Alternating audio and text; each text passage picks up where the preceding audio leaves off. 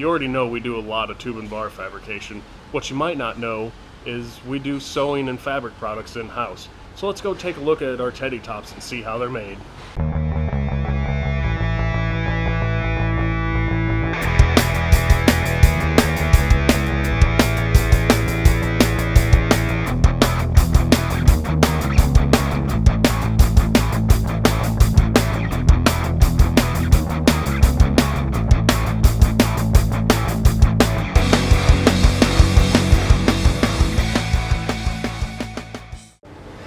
If you've ever wondered where the name Teddy Top came from, there's actually a pretty funny story behind it. Back in the fall of 14, I was driving from Springfield, Missouri up to Kansas City, and I called Luke, who was sitting in our booth out at a show in California. We'd been working on these cloth tops, and internally we'd been referring to them by what was kind of the street name for them at that time, which is actually a trademark that belongs to a company, and they make a good product.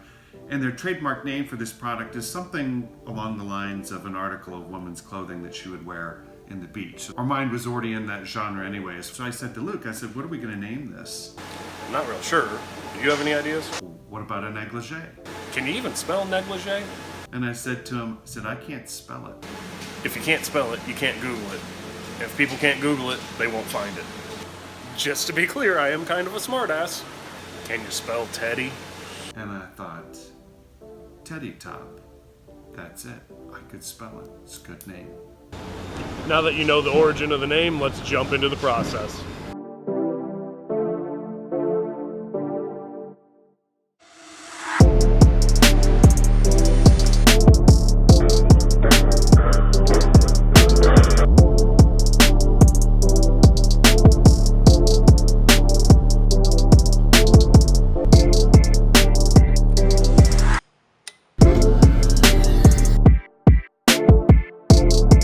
The blanks are all cut, time to clip and fold.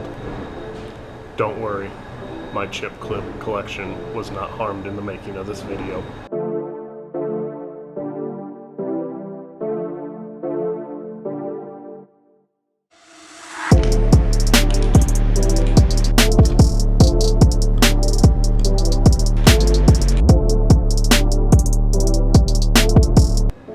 Now that they're clipped, we gotta run them through the industrial sewing machine.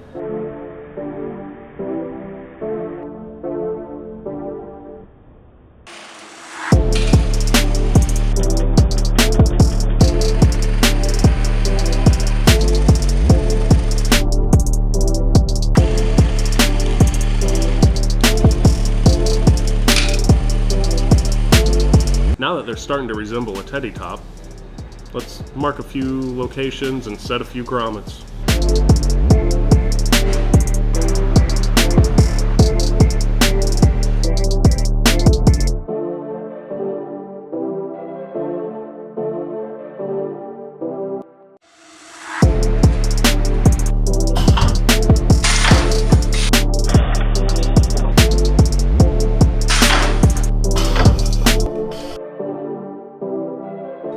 No teddy top's complete without putting a label on it.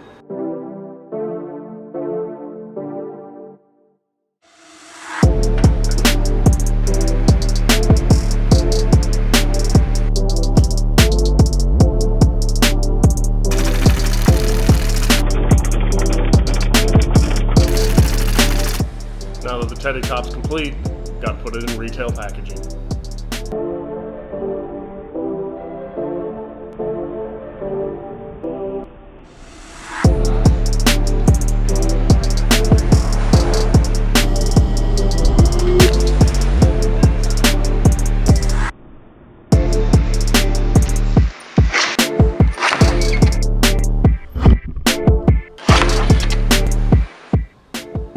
As always, thank you for supporting an American company by buying American-made parts.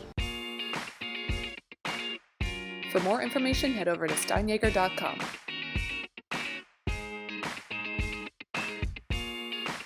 Be sure to follow us on YouTube and Facebook to see more awesome stuff that we're working on. Thanks for watching.